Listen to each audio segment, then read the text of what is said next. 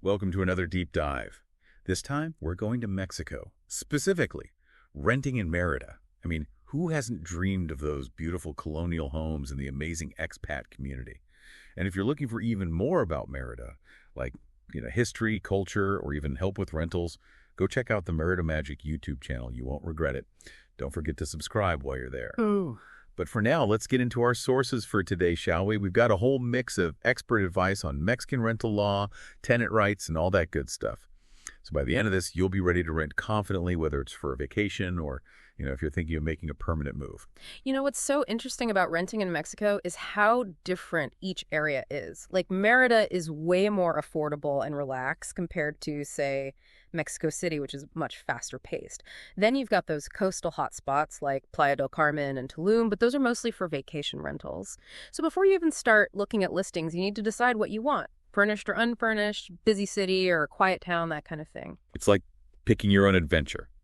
But no matter where you go, there's always that Contrato de Arrendamiento, which is the official rental contract.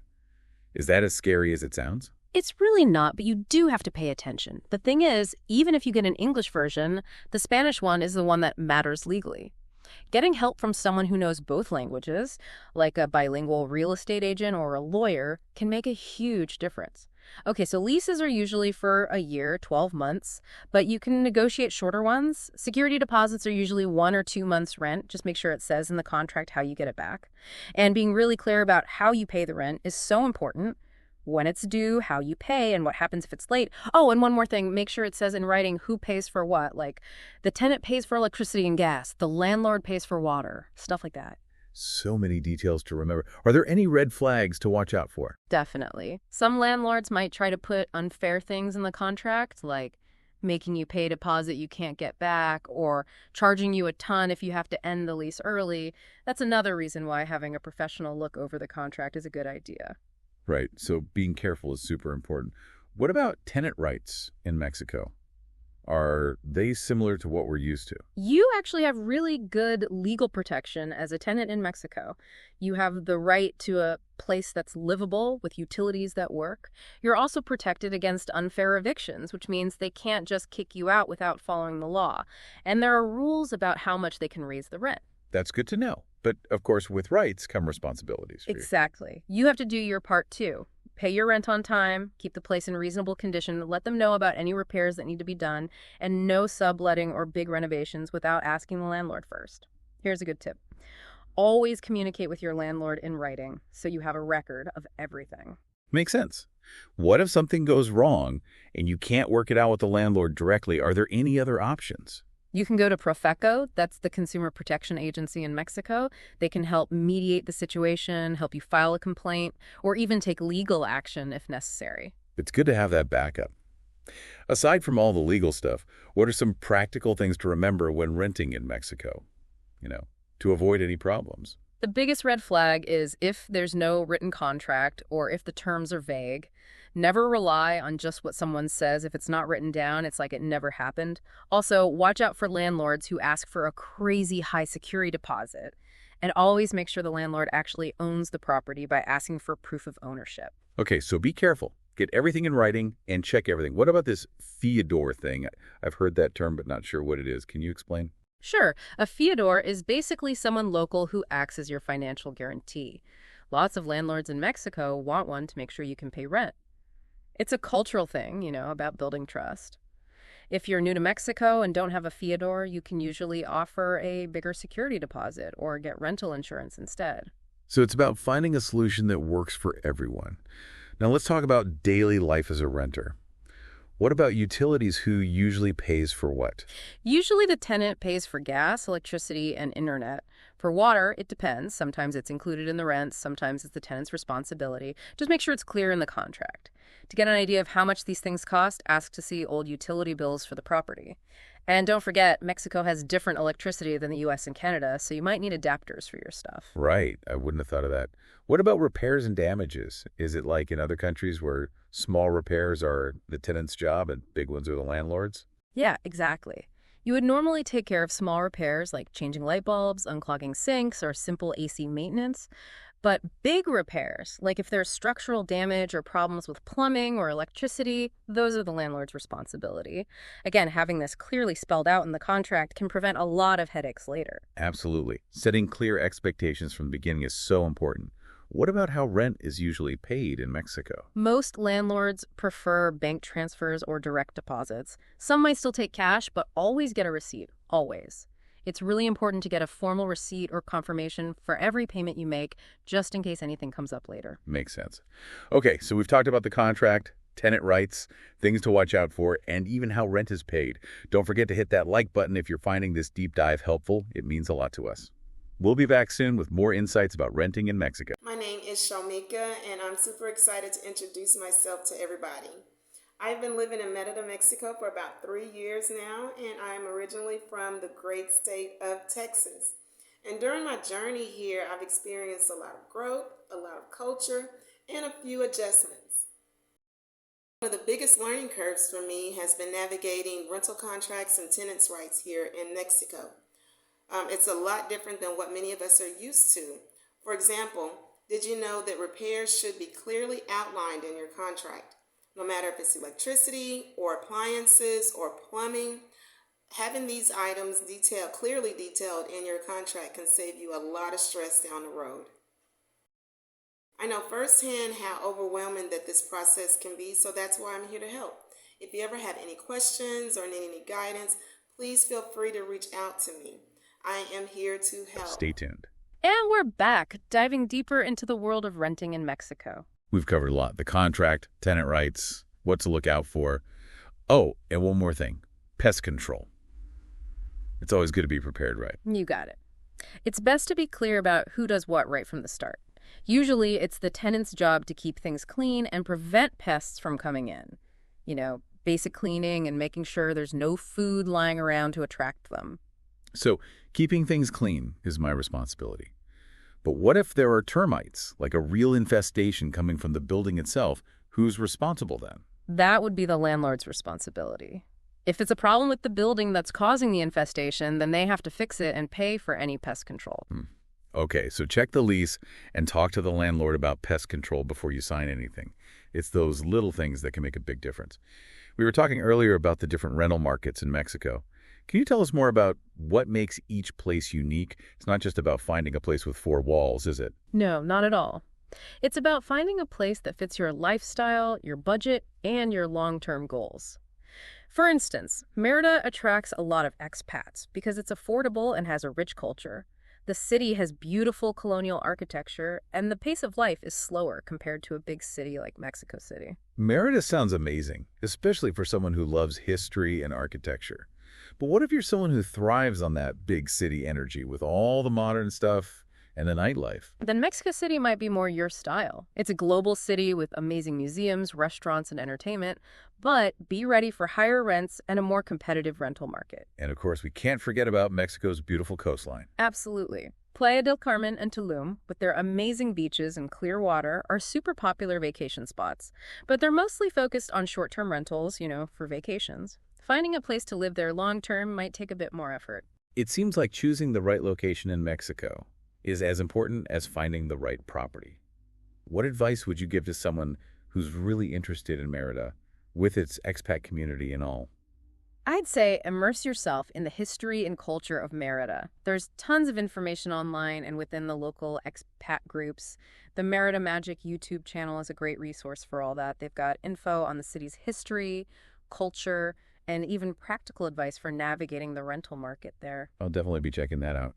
What about the language barrier? Do you have to be fluent in Spanish to rent in Merida? Speaking Spanish definitely makes things easier, but it's not absolutely necessary. A lot of landlords and property managers are used to dealing with expats and can speak English. However, learning a few basic Spanish phrases shows respect for the local culture and can make everyday interactions smoother. It's always good to be respectful of local customs. Are there any cultural things renters should be aware of in Mexico? Mexicans are known for being warm and welcoming, but it's good to be mindful of certain customs. For example, being on time isn't as strict as in some other cultures. Don't be surprised if things start a little late. And tipping is customary in the service industry. It's a way to show appreciation. You wouldn't tip your landlord, but it's common to tip maintenance workers, housekeepers, or delivery drivers. Being mindful of those customs can help build good relationships with your landlord and the community. It's all about adapting to the local way of life. What about furnishing your rental? What are the options, and what should renters consider? You'll find a lot of variety, from fully furnished apartments to completely empty ones. Many places fall somewhere in between, with basic furniture and you bring the rest. It really depends on what you prefer and your budget. Furnished places are great for people moving from abroad who don't want to ship their furniture, but starting with an unfurnished place gives you more freedom to make it your own.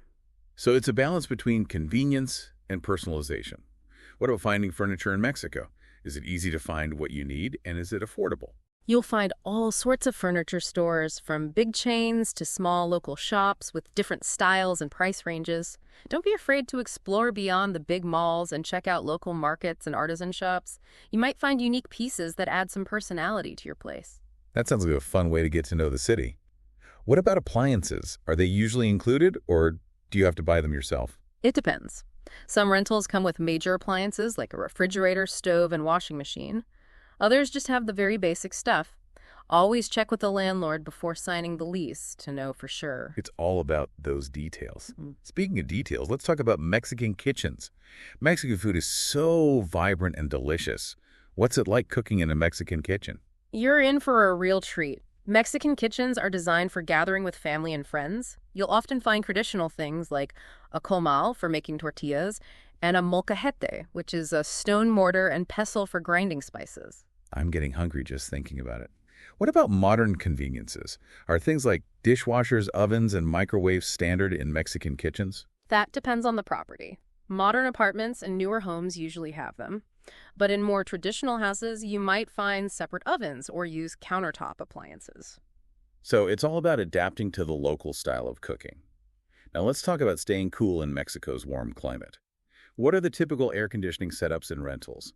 And what should renters keep in mind when choosing a place? Air conditioning is pretty much essential in many parts of Mexico, especially during the hot months. You'll find different types of AC units in rentals. Some have individual units for each room, while others have central air conditioning. What are the pros and cons of each type? I imagine each has its advantages and disadvantages. You're right. Individual units give you more control over the temperature and how much energy you use. You can just cool the rooms you're actually in, which can save money on your electricity bill. But they can be a bit noisy and take up space. Central air, on the other hand, cools the whole place evenly, and it's quieter and looks better. However, it can be more expensive to run and not as energy efficient if you're only using certain rooms. So you have to decide what's more important: control, cost, or comfort. And it's probably a good idea to ask how old the AC units are and how efficient they are. Older units might not cool as well and could make your electricity bill really high. Exactly. Being proactive and asking questions is key. Now let's talk about safety and security. That's important for anyone, especially if you're new to Mexico. What can renters do to stay safe and protect their belongings? Choosing a good and safe neighborhood is the first step. Do some research, talk to people who live there, and get a feel for the area before you decide on a place. Look for rentals with secure entrances, like a gated community or a building with a doorman. Check if the windows have bars or security screens, and ask about neighborhood watch programs or security patrols in the area. So it's about having multiple layers of protection, both for the property itself and the surrounding community. What about personal safety? Be aware of your surroundings, especially if you're walking alone at night. Don't wear flashy jewelry or carry a lot of cash. Trust your instincts. If something feels off, get out of there.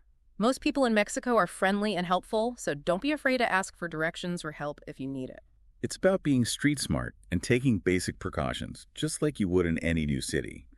What about transportation? How do people usually get around? And what should renters think about when choosing a place? Mexico has all sorts of transportation options: public buses, taxis, private cars, and ride-sharing services. What's the most common way to get around in a city like Merida? Do you need a car, or can you get by without one? In Mérida, the public bus system is pretty good and affordable. You can also easily find taxis or use ride-sharing apps like Uber or Dedi. Whether you need a car depends on how you live and where you live. If you're in a city with good public transport, you might not need one. But if you want to explore more remote areas or prefer having your own vehicle, then it might be a good idea. That makes sense. What about parking? Is it easy to find? And is it usually included with rentals? Parking can be tricky depending on where you are and what kind of place you're renting. Some apartment buildings have designated parking spots, but others rely on street parking, which can be hard to find in some areas. Make sure you talk to the landlord about parking arrangements before you sign the lease. And if you're planning on having a car, make sure you factor in the cost of parking when you're budgeting for your rental. It's easy to forget about those hidden costs. What about staying connected? What do renters need to know about setting up internet and phone service in Mexico? Mexico has good internet infrastructure. There are a few main providers, and they offer a variety of plans with different speeds. You just need to contact a provider and choose a plan that works for you. They usually ask for proof of address, like a copy of your lease, to set up the service. So it sounds pretty straightforward. What about mobile phones? Are there different options? Yeah, you can choose between prepaid plans or monthly contracts for your phone. Prepaid plans are more flexible, while contracts usually give you more data and minutes for a lower price per unit. It depends on how much you use your phone and your budget. It's always a good idea to compare plans from different providers to see which one is the best deal for you. It's all about finding what works best for your individual needs. Now let's move on to the social side of renting in Mexico. What's it like interacting with neighbors and building a sense of community?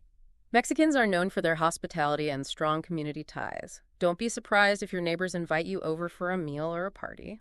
That's so nice. No. Are there any customs or etiquette tips for interacting with neighbors in Mexico? I want to make sure I'm respectful. It's always polite to greet your neighbors with a friendly buenos dias or buenas tardes. And if you're invited to a social gathering, it's customary to bring a small gift, like flowers or a dessert. Building relationships and being respectful of the local culture goes a long way. It's those small gestures that really show you care. Now, let's talk about laundry, something people often forget about. What's the typical setup for laundry in Mexican rentals, and what should renters expect? Laundry setups can vary depending on the type of property and how old it is. Some apartments have laundry in the unit, while others have shared laundry rooms in the building. In older homes, especially those charming colonial homes in Mérida, it's common to have a designated laundry area, often outside, with a washing machine and a place to hang clothes to dry. So if you're used to having a dryer, you might have to get used to air drying your clothes in Mexico. It's a common practice and good for the environment. It seems like it's all about embracing the local lifestyle. Now let's talk about exploring Mexico beyond your rental. What are some must-do activities and experiences? Mexico is full of culture, history, and natural beauty. If you're into history, exploring ancient Mayan ruins like Chichen Itza, Uxmal, and Palenque is a must. They offer a glimpse into Mexico's pre-Hispanic past. And for beach lovers, Mexico has some of the most stunning beaches in the world, from the clear blue waters of the Caribbean coast to the rugged beauty of the Pacific coast. There's a beach for everyone. It sounds like there's something for everyone in Mexico. And for those of us who love exploring local cuisines, what does Mexico have to offer? Mexican cuisine is a true culinary adventure. From street tacos and tamales to mole sauces and all the amazing seafood, there's something to satisfy every taste bud. Renting in Mexico sounds like an amazing opportunity to immerse yourself in the local culture, explore all the different landscapes, and enjoy the delicious food. It definitely is. Renting in Mexico gives you a unique way to experience this vibrant country firsthand. Before we move on to our final thoughts, don't forget to hit that like button if you're enjoying this show. We really appreciate it. We'll be back soon with even more insights into renting in Mexico, so stay tuned. And we're back for the final part of our deep dive into renting in Mexico. I have to say, I'm feeling pretty inspired after all this. It's been so much more than just figuring out where to live. Yeah, I know what you mean. We haven't just talked about the practical stuff. We've also gone into the legal details, the cultural differences, and even what daily life is like in Mexico. It's like we're painting a picture for anyone thinking about moving there. I totally agree. It feels like we've unpacked not just how to rent, but what it actually feels like to be living in Mexico. Exactly. And I think that's so important for anyone thinking about making that move. Renting isn't just about finding a roof over your head. It's about finding a place that you connect with. Speaking of connecting, I'm curious about the overall experience of renting in Mexico. Our sources talked about legal protections and practical advice, but what about the emotional side of things? Is it generally stressful or pretty smooth? From what we've seen, having a good rental experience in Mexico really comes down to communicating openly and building a good relationship with your landlord. Personal connections are really important in Mexican culture. It's not just about the business transaction, it's about building trust and respect. So finding the right landlord is key. right? It's like finding a compatible roommate, but on a bigger scale. Exactly. Yeah. Don't be afraid to ask questions, pay attention to how they communicate, and trust your gut feeling.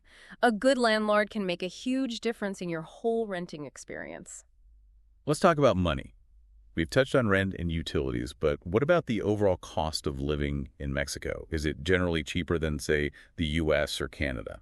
Well, the cost of living in Mexico can be quite different depending on where you are and how you live. But cities like Merida are generally much more affordable than big cities like Mexico City. Your money will go a lot further in places like Merida, so you can have a comfortable place to live, enjoy delicious food, and experience the culture without spending a fortune. That's definitely a big plus. Now let's talk about something that's probably on a lot of people's minds. Safety. What's it really like for renters in Mexico in terms of safety? It's complicated, and we can't really make sweeping statements. Like any country, there are safe areas and areas where you need to be more careful. It's really important to do your research, talk to people who live there, and stay informed about the specific neighborhood you're interested in. So it's about being aware, doing your homework, and taking precautions, just like anywhere else. Right. And remember, Mexico has a strong sense of community. Connect with your neighbors, ask for their advice, and build a support network. Finding a good community can make you feel much safer and more at home in Mexico.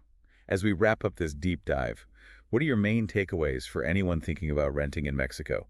What words of wisdom would you offer? First of all, embrace the adventure. Renting in Mexico is a chance to experience a new culture, explore amazing places, and make some great memories. But be prepared.